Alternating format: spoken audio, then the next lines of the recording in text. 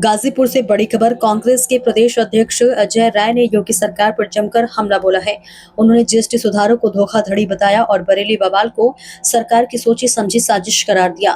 गाजीपुर में प्रेस वार्ता के दौरान अजय राय ने कहा कि जीएसटी सुधारों के नाम पर जनता को गुमराह किया जा रहा है।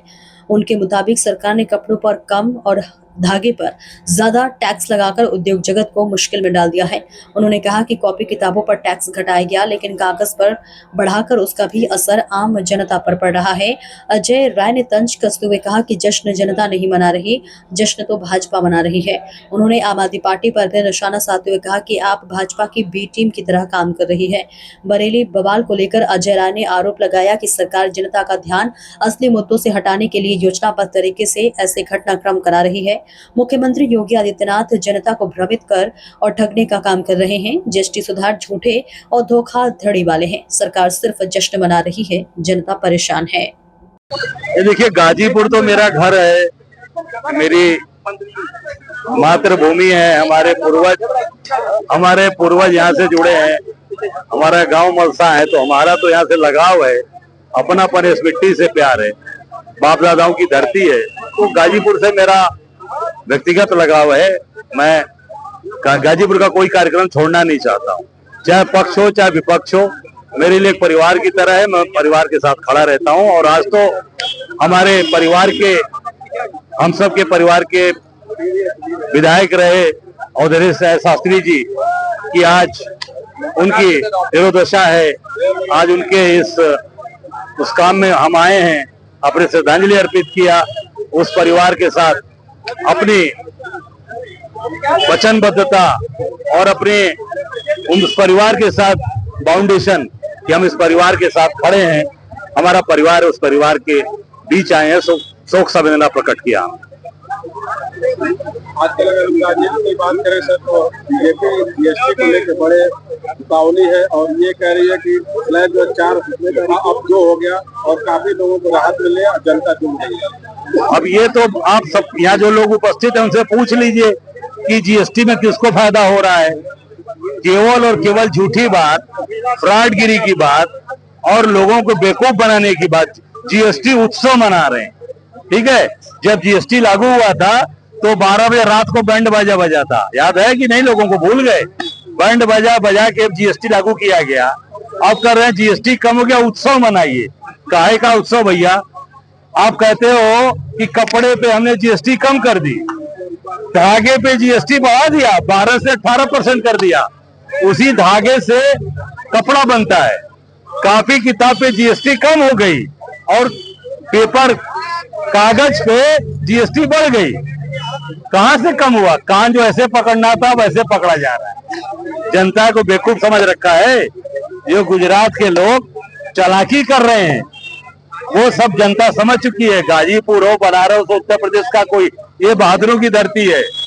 अंग्रेजों को लखेत के भगाया यहाँ से लोगों ने, तो निश्चित अब गुजरात के लोगों को भी गुजरात भेजेगी यहाँ की जनता। प्रदेश के मुख्यमंत्री, उप मुख्यमंत्री, राज्यसभा सांसद सभी लोग जो व्यापारियों को समझाने में लगे। अरे जब आपने इतना अच्छा काम किया तो इतना समझाने की जरूरत क्या है? तो व्यापारी वर्ग तो खुद समझ जाएगा। इसका मतलब कि ढोल का पोल है, जनता को बेवकूफ बनाया जा रहा है स्टिकर लगा लगा के। ये ढोल का पोल है, समझाने की जरूरत नहीं होती है। जब आप कम करेंगे तो जनता अपने आप खुश हो जाएगी। जनता कहीं जश्न मना रही है? ये केवल भाजपा का और भाजपा के लोग उत्सव मना रहे हैं। जनता को बेवकूफ समझ रखे हैं। जनता इसका जवाब देने जा रही है, बिहार में देगी, आने वाले समय में उत्तर प्रदेश में भी देने जा रही है। केजरीवाल गोवा में कांग्रेस के बगैर गठबंधन में चुनाव लड़ने की बात कर रहे हैं। देखिए, केजरीवाल भारतीय जनता पार्टी के बी टीम के रूप में वो हमेशा भाजपा के साथ मिलकर काम किए हैं। जहां भाजपा की जरूरत पड़ती है, हरियाणा में कौन लड़ा था? किसके साथ लड़े थे? गोवा में भी किसके साथ लड़े थे? अभी गुजरात में भी लड़े थे, किसके कहने पे लड़े थे? और पूरी तरीके से ये भाजपा की बी टीम के रूप में काम कर रहे हैं। मेरे 14 में भी लड़े थे, वो मोदी जी ने बुला के लड़ाया था उनको। अब क्योंकि ध्रुवीकरण के लिए पूरी तरीके से एक्सपोज हो चुके हैं कि भाजपा की बी टीम के रूप में केजरीवाल काम कर रहे हैं। दिल्ली में जिस तरीके से घटना सामने आई और की कार्रवाई, देखिए, ये पूरी तरीके से सरकार की योजनाबद्ध तरीके से काम कराया गया और सरकार जानबूझ के अपनी महंगाई, बेरोजगारी, भ्रष्टाचार और कानून व्यवस्था को दबाने के लिए ये जानबूझकर करा रही है। कभी बरेली कराती है, कभी बहराइच कराती है, कभी गोड्डा कराती है, कभी गोरखपुर कराती है। इनका काम है, जनता समझ चुकी है कि अपने मुद्दों को भटकाना, और सबसे बड़ा मुद्दा जो आम जनता के दिमाग में बैठा है, वोट चोरी को डाइवर्ट करना। क्योंकि मोदी जी जो चुनाव हार रहे थे 1 बजे तक, 1 बजे के बाद मोदी जी कैसे चुनाव जीत गए, ये प्रदेश की जनता, काशी की जनता, गाजीपुर की जनता जानना चाहती है। इसको डाइवर्ट करने के लिए ये तरह तरह के हथकंडे अपना रहे हैं, पर जनता समझ चुकी है जिस दिन हाइड्रोजन बम फटेगा उस दिन सारी चीजें जनता के सामने आ जाएगी और इनके चिथड़े उड़ जाएंगे। बिहार के प्रभारी आपको बनाया गया, बिहार का प्रभारी आपको बनाया गया, बिहार में चुनाव होना है, क्या देखते हैं? अरे तिवारी जी महाराज, तो गाजीपुर और बनारस के बगल में ना बिहार है। सारे रिश्ते नाते हमारे वहाँ हैं, हमारे बड़े भैया की ससुराल, हम सबके रिश्तेदारियां हैं, सब एक दूसरे के, आप सब लोग वहीं से रिश्तेदारी नातेदारी है कि नहीं? आप देखिए ना, बॉर्डर है गंगा जी के, उस पर बिहार है। तो ये छोटा भाई बड़ा भाई, उत्तर प्रदेश बड़ा भाई है, बिहार छोटा है। आज भी छोटे भाई को जरूरत है बड़े भाई की।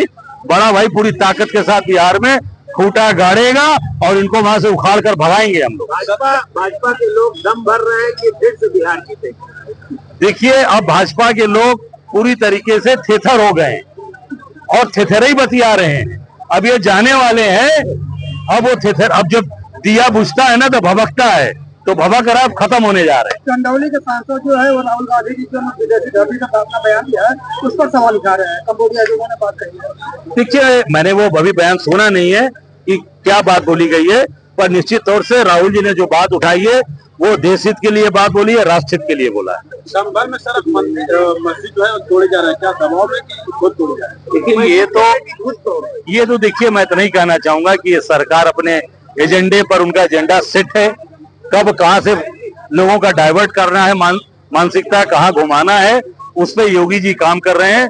और पूरी तरीके से गेरुआ पहनकर आज पूरी तरीके से वो झूठ बोलते हैं, जनता को भ्रमित करते हैं, जनता को ठगने का काम करते हैं। बरेली में आप लोगों को यानी विपक्ष को जाने नहीं दिया जाएगा? नहीं, इससे साबित होता है क्यों नहीं जाने दे रहे हैं भाई। एक आदमी को जाने दीजिए। तो हमने पहले 30 तारीख को डेलीगेशन अपने सांसद इमरान मसूद के नेतृत्व में भेजा था, घर पे हाउस अरेस्ट करके रोक दिया गया। इसलिए कहीं दाल में काला है, इसे साबित होता है कि आप क्यों नहीं जाने दे रहे हो। जब अगर आप सही हैं तो एक आदमी को जाने दीजिए, सबको मत जाने दीजिए, एक को जाने दीजिए, 2 को जाने दीजिए।